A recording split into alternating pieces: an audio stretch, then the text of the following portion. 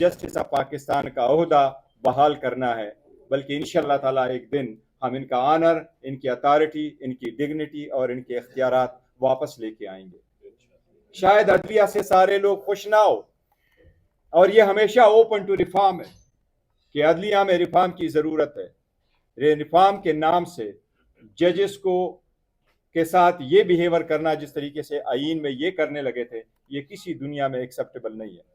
आज मैं सिर्फ आपको ये जिक्र कर रहा हूँ, हमने ये पॉइंट आउट किया असम्बली में कि चीफ जस्टिस ऑफ पाकिस्तान का ओहदा ख़त्म हुआ, दुनिया में पाकिस्तान कोई रिप्रेजेंट नहीं कर सकेगा, बिकॉज कोई ऐसा चीफ जस्टिस नहीं होगा, सुप्रीम कोर्ट का चीफ जस्टिस या फेडरल कॉन्स्टिट्यूशनल कोर्ट में से कोई एक भी नहीं है चीफ जस्टिस।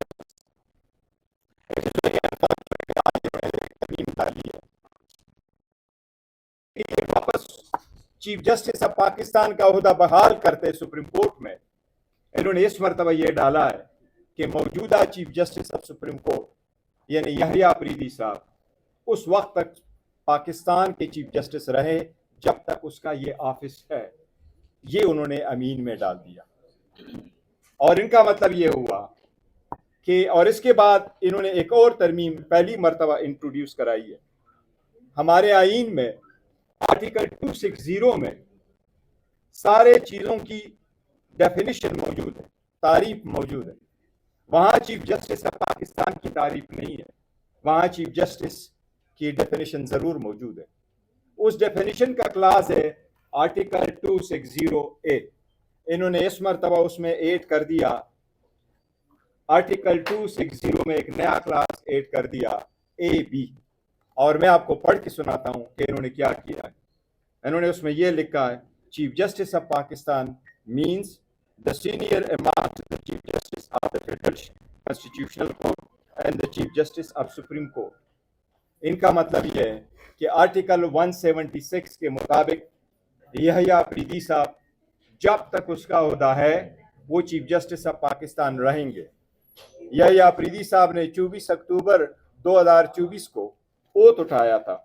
उन्होंने 26 अक्टूबर 2024 को उन्होंने ओथ उठाया था, और ये 3 साल का होता है। 26 अक्टूबर 2027 को उसका ओहदा खाली हो जाएगा, और उस ओहदे खाली होने के बाद आर्टिकल 260AB में जो डेफिनेशन क्लास ऐड कर दिया, उसके बाद फेडरल कॉन्स्टिट्यूशनल कोर्ट का चीफ जस्टिस पाकिस्तान का चीफ जस्टिस होगा। ये म्यूजिक चेयर उन्होंने सुप्रीम कोर्ट में भी रख लिया। 3 साल एक चीफ जस्टिस ऑफ पाकिस्तान होगा, फिर 3 साल एक और चीफ जस्टिस ऑफ पाकिस्तान होगा। ये तो आप लोगों ने पहले से ज्यादा बदतर किस्म किया कॉन्स्टिट्यूशन लेके आए। ये आपने अगर चीफ जस्टिस ऑफ पाकिस्तान ही बनाना था तो या तो सुप्रीम कोर्ट वाले ही को चीफ जस्टिस ऑफ पाकिस्तान बनाते, सेरेमोनियली कर देते कि अगर chief justice of supreme court है, he shall also be known as a chief justice of Pakistan, या कॉन्स्टिट्यूशनल कोर्ट का ही कर देते। लेकिन आपने ये व्हील चेयर रखा उनके दरमियान म्यूजिकल के 2027 तक यहया अफरीदी साहब होंगे। उसके बाद चूंकि senior most obviously constitutional court का बन चुका होगा, फिर वही होगा, तो फिर वो 2 साल के लिए बैठेगा, फिर वो खत्म होगा तो चीफ जस्टिस ऑफ पाकिस्तान का खत्म होगा। आप लोगों ने जल्दी में तरामीम ला के, आप लोगों ने जिस तरीके से आईन का सरोकार कर लिया, आप लोगों ने सारा कुछ इस जमहूरियत का और आज़ाद अदलिया का पूरा शिप डुबो दिया। अपने मुफादात की खातिर आपने कुछ भी नहीं दिया आवाम को। मैं जरदारी को एक बात कहूँ, आप एक बात के लिए मशहूर है कि आप इन गिव एंड टेक पे बिलीव करते हैं, लेकिन आपने ज़िंदगी भर के लिए इस्तिस्ना लेके इस मरतबा टेक गिविंग में कुछ भी नहीं दिया अपने आवाम को। आपने आवाम को उनके गए हुए इंस्टीट्यूशन से भी आपने ऐसा किया।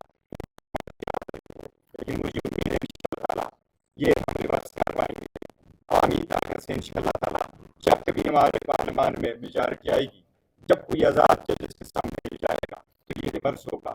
फैसले ऐसे ही होते हैं ईमान में, लेकिन ईमान में फैसले साथी मुफादात के लिए नहीं।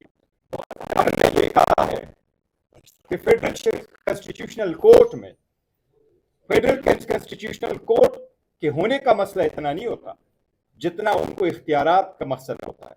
आपने सुप्रीम कोर्ट को डिस्ट्रिक्ट कोर्ट छोड़ के इख्तियारात किसी और, یہ ایکسٹنٹ آف دی امیونٹی ہے.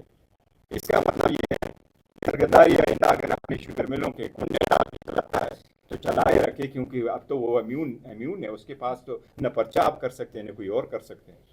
یہ زرداری یا اے بی کا مسئلہ نہیں ہے، چاہے وہ عارف حلوی ہو، لیکن جو سرکار اسٹیٹ کا ہیڈ ہوتا ہے وہ اپنے لیے اور جو بار ہے وہ اور ہائی سیٹ کر دے. وہ تو اپنے آپ کو سب سے پہلے پریزنٹ کر لے کہ میں احتساب کے لیے اپنے آپ کو پیش کرتا، وہ ایک مثال بنے. آپ لوگ مثال نہیں بن سکے، اور شاید آپ لوگ مثالی عوام کے لیے تھے ہی نہیں، اور عوام آپ کو مثالی نہیں کریں گے. قانون کے نظر میں تو اپنے آپ کو امیون کر لیا. یاد رکھو عوام کی بھی ایک عدالت ہے، اس عدالتوں میں بھی آپ کی کوئی عزت نہیں کرے گا. آپ کی یہ حرکت دنیا یاد رکھے. اچھا گور صاحب، میں ایک بات کہنا بھول گیا، شاید آپ لوگوں نے بھی سنا ہوگا. ٹیلی ویژن پہ ایک آدمی جس کا میں نام نہیں لیتا، ہر ایک آدمی دانشور بنا ہوا ہے، جوش خطابت میں اس نے کہا پارلیمنٹ میں الفاظ غلط تھے، ایک حیوان کا نام لیا. پارلیمنٹ میں درجنوں وہ حیوان کا نام لیا. ایسے لوگ بیٹھے ہیں جو نہ پڑھ سکتے ہیں نہ لکھ سکتے ہیں. میرے بھائی زبان کنٹرول رکھو. جس آدمی کا ہم کلمہ پڑھتے ہیں، جس آدمی کو ہم رحمت للعالمین کہتے ہیں، جس آدمی کا کلمہ 2 ارب انسان پر کرتے ہیں، وہ نہ لکھ سکتا تھا نہ پڑھ سکتا تھا. جب اس پہ پہلی وہی آئی اقرا باسم ربک الذی خلق، تو انہوں نے کہا کہ میں نہیں پڑھ سکتا. آپ جب ان پڑھ اور لکھت پڑھ، اس میں آپ مہربانی کریں، آپ کراس کر جاتے ہیں لمٹس. وہ اخلاق کا نمونہ انسان محمد نہ لکھ سکتا تھا نہ پڑھ سکتا تھا، اور اس نے دنیا کو عربوں لوگ اس کو وہ کر رہے ہیں. یہ لگے ہوئے تھے بک بک بک کر رہے تھے ٹی وی پہ. اسٹاپ پلیز، مہربانی کریں اسٹاپ کریں. Thank you. بیرسٹر صاحب یہ بتائیں کہ بنیادی طور پر ہم نے اس ملک میں ہمیشہ صدر اور وزیر اعظم کے عہدوں کے درمیان تصادم دیکھا. ہم نے اس ملک میں پارلیمنٹ، جمہوریت اور اسٹیبلشمنٹ کے درمیان تصادم دیکھا.